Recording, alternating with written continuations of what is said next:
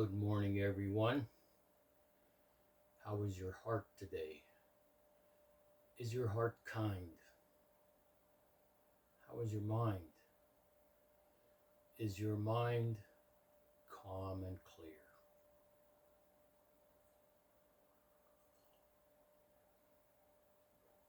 clear?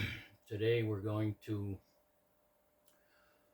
talk about a sentence from the big book. When a spiritual malady is overcome, we straighten out mentally and physically. Let's break it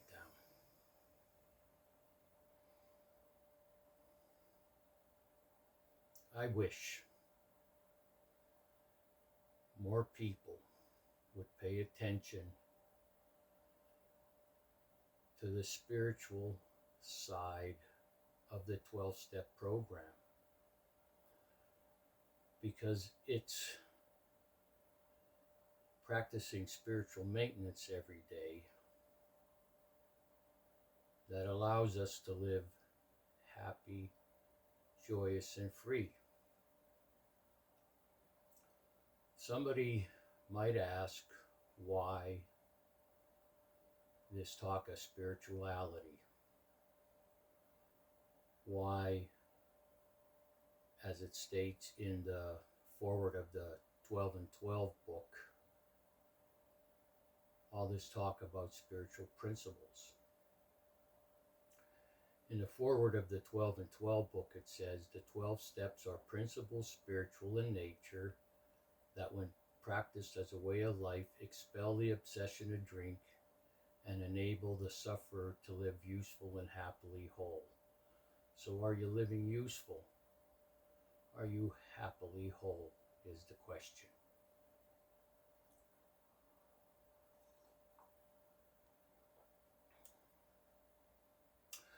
I want to start out by reading from page 63, then 64 in the big book.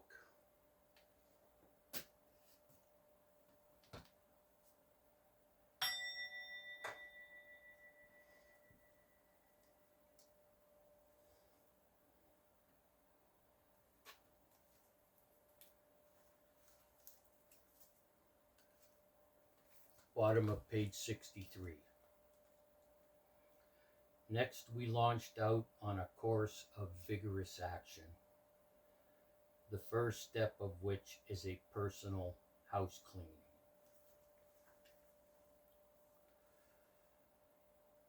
Unlike most people, when we come into recovery, we come with a lot of baggage.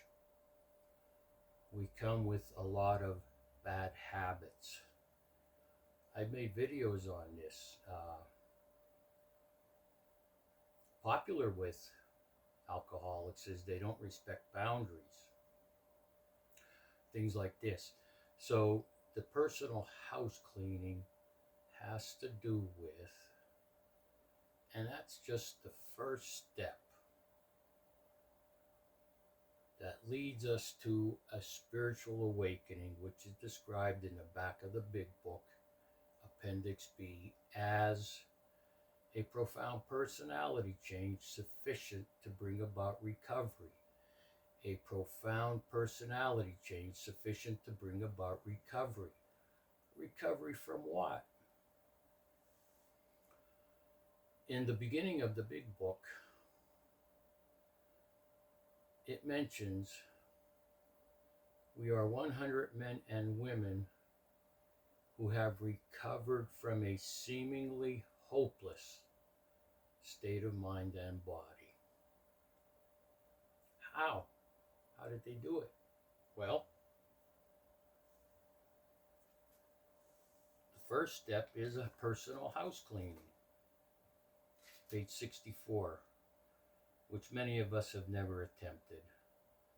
Though our decision was a vital and crucial step, it could have little permanent effect unless at once followed by a strenuous effort to face and to be rid of the things in ourselves which had been blocking us. Our liquor was but a symptom, so we had to get down to causes and conditions.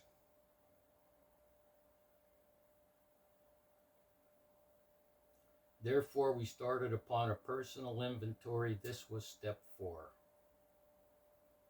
A business which takes no regular inventory usually goes broke.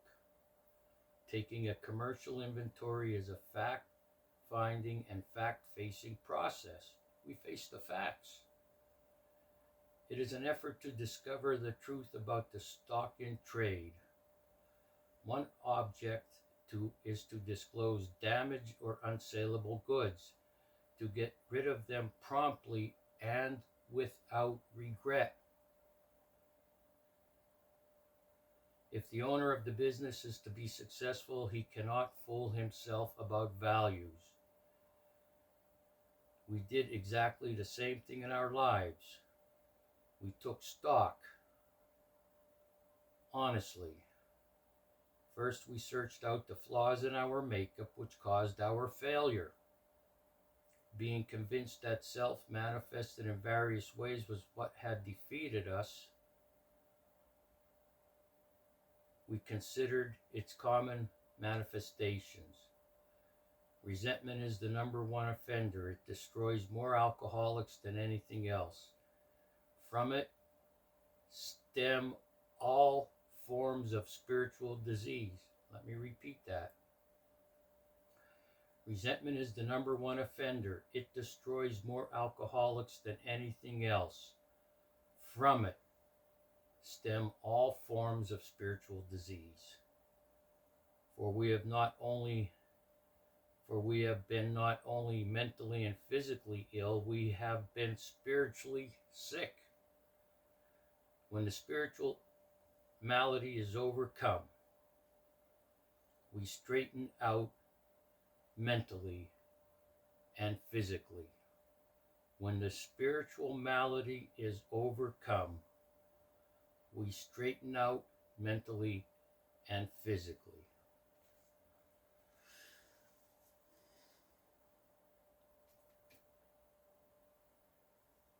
You could say that a common spiritual malady amongst newcomers, and it's mentioned in the book, and I'm going to paraphrase what it says. We had to quit playing God.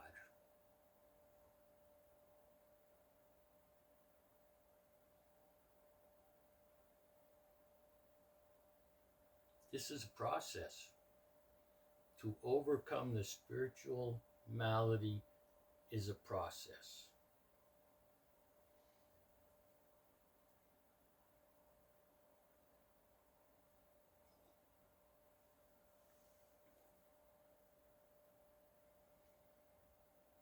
I wish more people would take the spiritual side of the AA program, which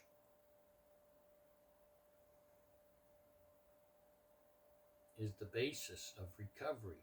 It's the basis of recovering from a seemingly hopeless state of mind and body. It's not happening. I've described this in videos before. The way AA worked for decades, where members went to hospitals, jails, asylums, sought out people with a drinking problem, introduced them to the 12 steps of recovery, had them live in their homes. Those days are gone. Rehabs do it now, and I have nothing against rehab. My point is that activity, to go and find these people, to help these people recover, those days are gone. And so it's just go to meetings now. Meetings have become the most important aspect of people's recovery today. In my over 3 decades of experience in the 12-step program, planning your day around a meeting and going to a meeting every day does not help you overcome the spiritual malady. What has happened is people have replaced drinking with meetings. So yes, you can stay sober away from a drink by going to meetings every day, but are you recovering from a seemingly hopeless state of mind and body by doing this? If you understand what happens in the mind, if you understand stimulation and dopamine hits, how the mind works, people use meetings as counseling sessions to go and gripe about the wife, the husband, stepchildren, neighbor, the job. They get feedback. A lot of it is, well, those people outside don't understand us. And then they feel good when they leave a meeting because they got that stimulation. They got that dopamine hit. And to continue feeling, I guess I could say, safe and secure, they got to keep going back to meetings. When we had a problem, we planned our day around a drink. When we took that drink, we felt better. Now people plan their day around a meeting. When they have that meeting, they feel better. If you stay sober that way, I don't know what to say. But that's not what this program is about.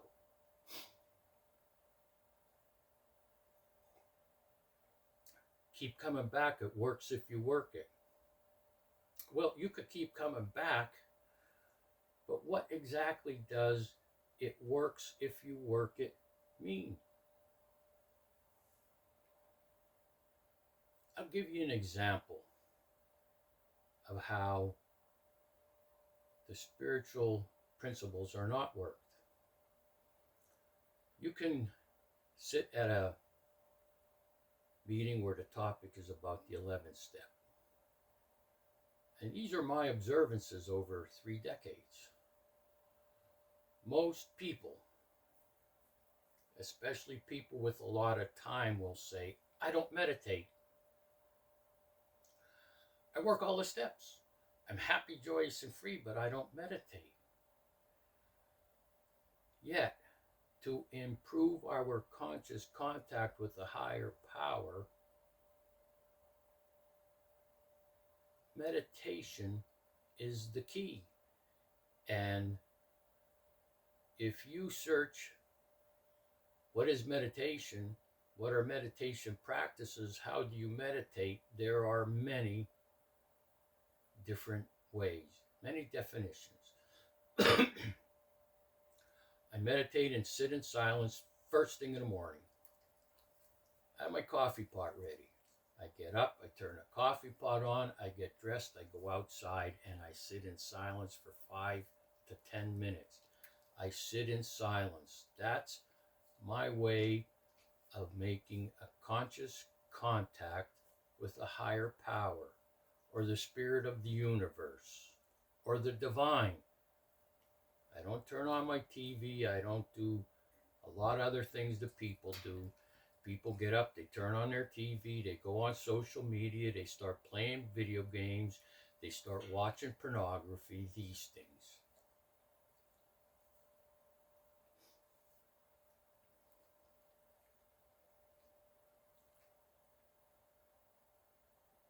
I was interested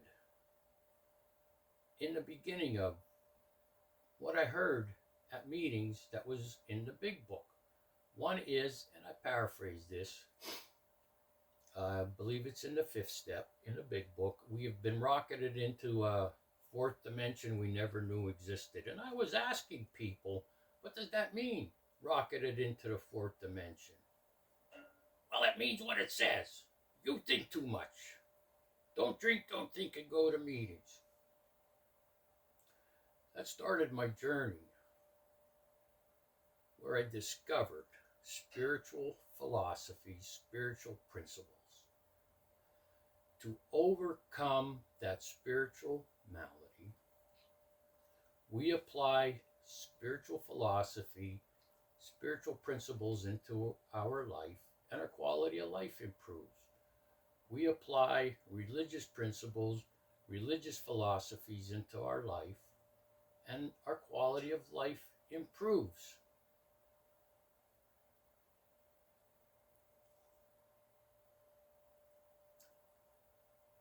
A course of rigorous action, it says. That action is not going to meetings. Alcohol was only a symptom, so we had to get down to causes and conditions. And that's what those steps do. If you do those steps as thorough and honestly as you can, a lot will be revealed about yourself. What I read, those things that blocked us from overcoming the spiritual malady.